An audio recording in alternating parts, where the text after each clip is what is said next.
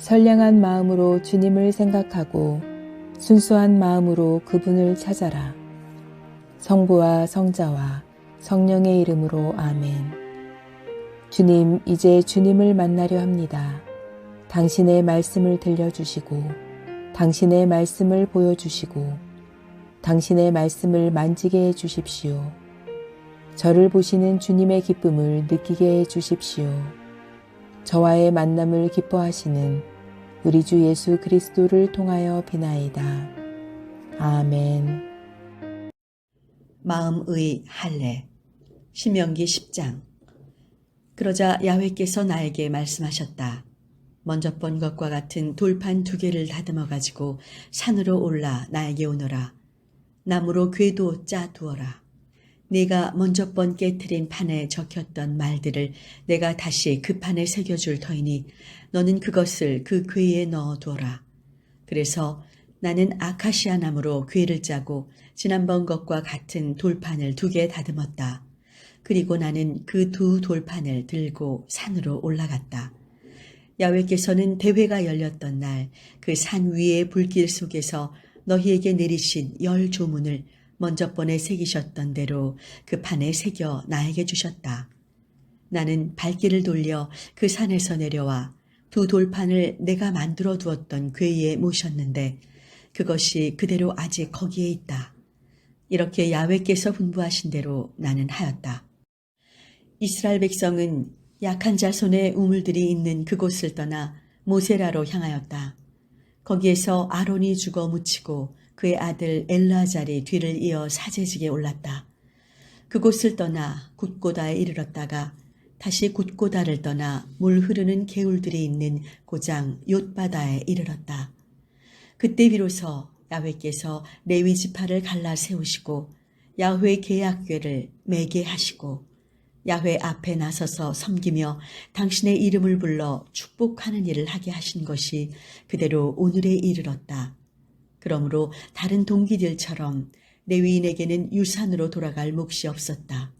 너희 하느님 야훼께서 약속하신 대로 야훼께서 바로 그의 유산이 되어주신 것이다. 나는 이번에도 먼저 번처럼 40일을 주야로 그 산에 머물러 있었다. 이번에도 야훼께서는 다시 나의 호소를 들어주시어 너희를 멸망시키지 않기로 하시고 나에게 이르셨다. 일어나 이 백성의 앞장을 서 떠나거라. 내가 그들의 선조들에게 주겠다고 맹세한 땅에 그들을 데리고 들어가서 차지하게 하여라. 이제 너 이스라엘아, 야훼 너희 하느님께서 너희에게 바라시는 것이 무엇인지 아느냐? 너희 하느님 야훼를 경외하고 그가 보여주신 길만 따라가며 그를 사랑하는 것이요 마음을 다 기울이고 정성을 다 쏟아 그를 섬기는 것이 아니냐. 내가 오늘 너희에게 명령하는 야훼의 계명과 규정을 지키는 것이 아니냐. 이것이 너희가 잘 되는 길이다. 그렇다. 하늘과 하늘 위에 또 하늘 그리고 땅과 그 위에 있는 것 모두가 너희 하느님 야훼의 것이다. 그런데 야훼께서는 유독 너희 선조들에게 마음을 쏟아 사랑해 주신 것이다. 그래서 세상에 민족이 많이 있지만 그 가운데서도 너희를 그들의 후손이라고 해서 오늘 이처럼 선택하신 것이다. 그러므로 너희가 받을 할례는 마음의 껍질을 벗기는 일이다. 그리하여 다시는 고집을 세우지 않도록 하여라. 세상에 신도 많고 주도 많지만 너희 하느님 야훼야말로 신이시요 주이시다. 크고 힘 있으시며 지엄하신 신이시요 뇌물을 받고 낯을 보아주시는 일이 없는 신이시다. 고아와 과부의 인권을 세워주시고 떠도는 사람을 사랑하여 그에게 먹을 것, 입을 것을 주시는 분이시다. 너희도 한때는 에집트 땅에서 떠돌이 신세였으니 너희도 또한 떠도는 사람을 사랑해야 한다. 너희 하느님 야훼를 경외하여 그에게만 충성을 다하고 그를 섬겨라. 맹세할 일이 있으면 그의 이름으로만 맹세하여라. 네가 찬양할 일은 그분뿐 그가 너희 하느님이시다. 네가 본대로 너를 위하여 그 크고 두려운 일을 해주신 하느님이시다.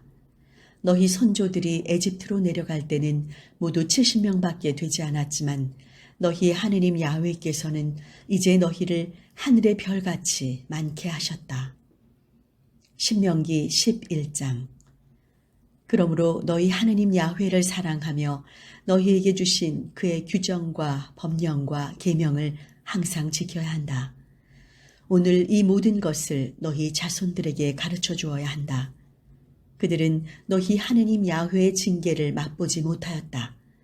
하느님께서 위력을 발휘하시어 억센 손으로 내려치시고 팔을 뻗으시어 표적을 행하시며 에집트 한복판에서 에집트 왕 파라오와 파라오의 온 나라를 해치우시는 것을 본 일이 없다.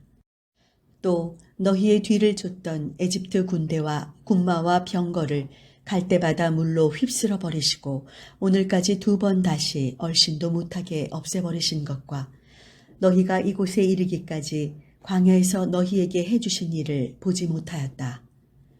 또 루우벤의 손자이자 엘리압의 아들인 다단과 아비람을 엄히 다루시어 땅으로 하여금 입을 벌려 온 이스라엘 가운데서 그들의 집안과 천막과 제 발로 걸어다니는 모든 것을 함께 삼켜버리게 하시는 것을 보지 못하였다.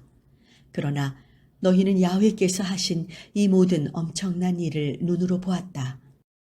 그러니 너희는 내가 오늘 너희에게 내리는 모든 명령을 지켜야 한다. 그래야 너희는 힘을 얻어 너희가 이제 건너가 차지하려는 땅에 들어가 그 땅을 과연 차지할 수 있을 것이다.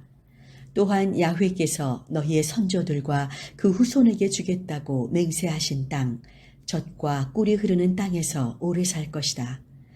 너희가 들어가 차지하려는 땅은 너희가 나온 에집트 땅과는 다르다. 거기에서는 씨를 심은 다음 채소밭에 물을 줄 때처럼 발을 놀려 물을 대어야 했지만 너희가 건너가 차지하려는 땅은 산과 골짜기가 많은 곳이어서 하늘에서 내리는 빗물로 땅을 적신다. 그 땅은 이렇게 너희 하느님 야훼께서 몸소 돌보아 주시는 땅, 해마다 정초부터 섣달 금음날까지 너희 하느님 야훼께서 눈을 떼지 않으시고 보살펴 주시는 땅이다. 오늘 너희에게 내리는 나의 명령을 귀담아 들어 너희의 하느님 야훼를 사랑하여라. 마음을 다 기울이고 정성을 다 쏟아 그를 섬겨라. 그리하면 그가 너희 땅에 가을비와 봄비를 철맞게 내려주시어 밀과 술과 기름을 거두게 해주시고 들에는 너희 가축이 뜯어먹을 풀이 자라나게 해주실 것이다. 그리하여 너희는 배불리 먹으며 잘 살게 될 것이다. 마음이 변하여 다른 신들에게 끌려 그 앞에서 엎드려 섬기는 일이 없도록 정신을 차려라. 야훼께서 너희에게 화를 내시어 하늘을 닫으시고 비를 내리지 아니하시어 밭에서 소출을 거두지 못하게 될 것이다. 그러면 너희는 야훼께 받은 그 기름진 땅에서 이내 사라지고 말 것이다. 그러므로 너희는 내가 일러준 이 말을 너희의 마음에 간직하고 골수에 새겨두어라. 너희의 손에 매어 표로 삼고 이마에 붙여 기호로 삼아라. 이것을 너희의 자손들에게 깨우쳐 주어라. 집에서 쉴 때나 길을 갈 때나 자리에 들었을 때나 일어났을 때나 항상 말해 주어라. 또 문설주와 대문에 써 붙여라. 그리하여야 야훼께서 너희 선조들에게 주시겠다고 맹세하신 땅에서 너희와 너희 자손들이 땅 위에 펼쳐진 하늘이 오래 가듯 오래 지속될 것이다. 너희는 내가 내리는 이 모든 명령을 성심껏 지켜 그대로 실천하여라. 너희 하느님 야훼를 사랑하고 그가 가르쳐 주신 길을 걸어 그에게만 충성을 바쳐라. 그리하면 야훼께서 이 모든 민족들을 너희 앞에서 쫓아내실 것이다. 너희는 너희보다 강대한 민족들에게서 땅을 빼앗을 것이다. 너희의 발이 닿는 곳은 어디든지 너희의 소유가 될 것이다. 너희의 땅 경계는 광야에서 레바논에 이르고 큰 강 유프라테스에서 지중해까지 이를 것이다. 세상에 너희와 맞설 사람은 하나도 없을 것이다. 너희 하느님 야훼께서는 약속해 주신 대로 너희의 발이 닿는 곳이면 어디에서나 모두들 너희를 두려워하며 떨게 하시리라. 보아라, 오늘 내가 너희 앞에 축복과 저주를 내놓는다. 내가 오늘 너희에게 내리는 너희 하느님 야훼의 명령에 복종하여 복을 받겠느냐? 아니면 너희 하느님 야훼의 명령에 불복하여 내가 오늘 너희에게 명령하는 길에서 벗어나 알지도 못하던 다른 신들을 따라가서 저주를 받겠느냐?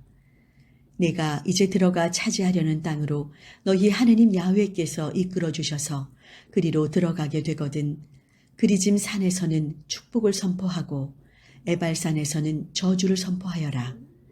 이 두 산은 너희가 알다시피 요르단강 건너 해지는 쪽 아라바에 사는 가나안 사람들의 땅에 있는데 길가를 마주보며 서 있고 그 옆에는 모래의 상수리 나무가 서 있다. 너희는 이제 곧 요르단을 건너 너희 하느님 야훼께서 주시는 땅에 들어가 차지하게 된다.